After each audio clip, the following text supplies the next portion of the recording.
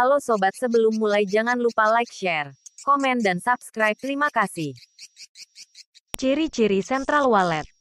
Central Wallet dapat dibedakan dalam 5 lokasi. Perkembangan populasi wallet di berbagai daerah tidak selalu sama.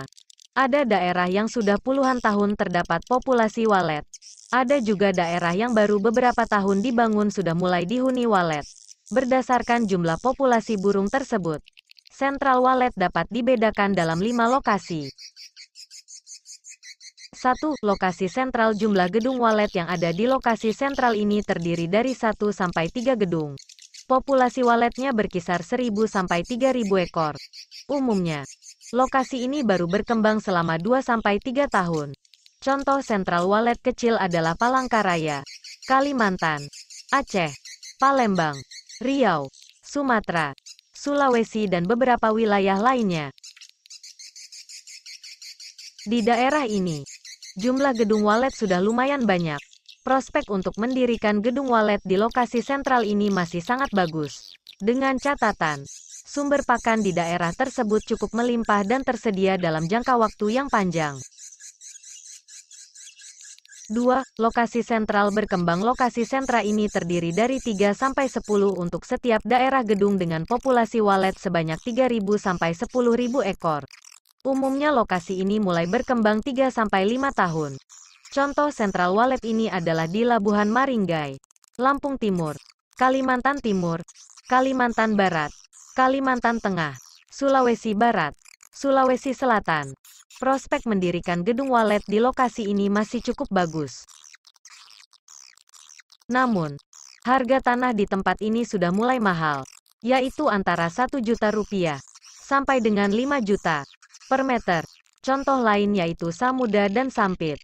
Di lokasi ini, gedung-gedung wallet mulai banyak dibangun. Sebagian lahan lain memanfaatkan toko atau ruko.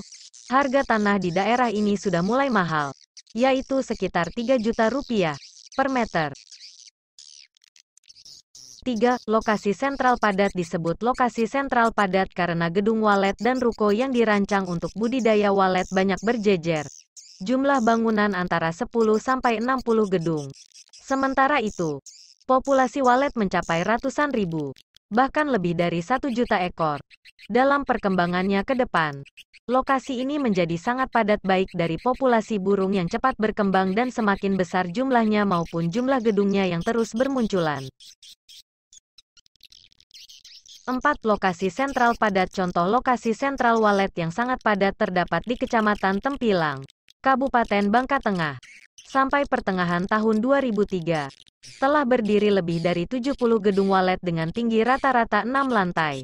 Di daerah ini, wallet bisa dengan mudahnya masuk ke gedung wallet. Namun, sangat susah bila dalam jangka waktu 5 tahun gedung tersebut akan dipenuhi sarang wallet. Kondisi Central Wallet yang sangat padat ini juga bisa dialami di lokasi Central Wallet lain. Misalnya di Kuala Tungkal, Jambi, jumlah gedungnya mencapai 300 bangunan. Namun, 50% diantaranya masih kosong. Di Kuala Enok, Pekanbaru, jumlah gedung wallet sudah mencapai sekitar 100 bangunan. Tetapi pembangunan gedung wallet terus bermunculan. Jika pembangunan gedung-gedung wallet terus berlangsung di lokasi tersebut dan tidak terkendali, akan menyebabkan pertumbuhan populasi wallet menjadi lambat. 5. Lokasi sentral yang menyusut. Suatu lokasi disebut lokasi sentral wallet yang menyusut karena hasil produksi sarangnya terus mengalami penurunan dari tahun ke tahun dan terjadi pada sebagian besar gedung wallet di lokasi tersebut. Upaya mengembalikan jumlah produksi sarang misalnya dengan memperbaiki tingkat suhu dan kelembapan mikro gedung, mengganti papan sirip, menyediakan hujan buatan di luar gedung, dan menyediakan makanan tambahan di luar areal gedung tidak akan banyak merubah keadaan.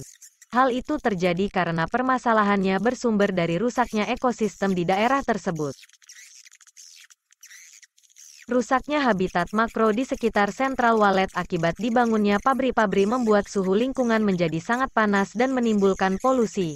Kondisi ini akan mendorong terjadinya migrasi koloni wallet ke daerah lain yang makro habitatnya sesuai dengan burung ini. Lokasi sentral yang menyusut banyak dialami gua-gua wallet di daerah Kalimantan. Selain kasus kesalahan panen, Kebakaran hutan yang terjadi setiap saat memaksa koloni walet untuk mencari tempat hunian baru yang lebih aman. Jika sebelumnya sebuah gua menghasilkan sarang walet hingga 10 kg per panen, pada tahun-tahun sesudahnya tinggal 1 kg saja. Oleh karena itu, tidak perlu heran jika ada suatu daerah yang didatangi ribuan koloni walet dengan tiba-tiba. Burung-burung ini melakukan migrasi dari gua-gua yang makro habitatnya rusak ke daerah baru yang lebih aman. Contoh pada kasus ini adalah sentral walet di Samudra dan Sampit. Dua lokasi ini dalam waktu singkat didatangi walet dalam jumlah yang relatif banyak. Hal serupa juga terjadi di lokasi Jebus, Bangka. Diperkirakan, koloni walet yang bermigrasi ke Jebus berasal dari gua-gua di Kalimantan. Bagaimana? Apakah kalian sudah mengetahui beberapa fakta menarik seputar burung walet yang sedang marak saat ini? Buat yang sudah menonton dari awal, boleh dong untuk like, share dan subscribe channel kita. Kami admin Zuge Official, dan terima kasih banyak.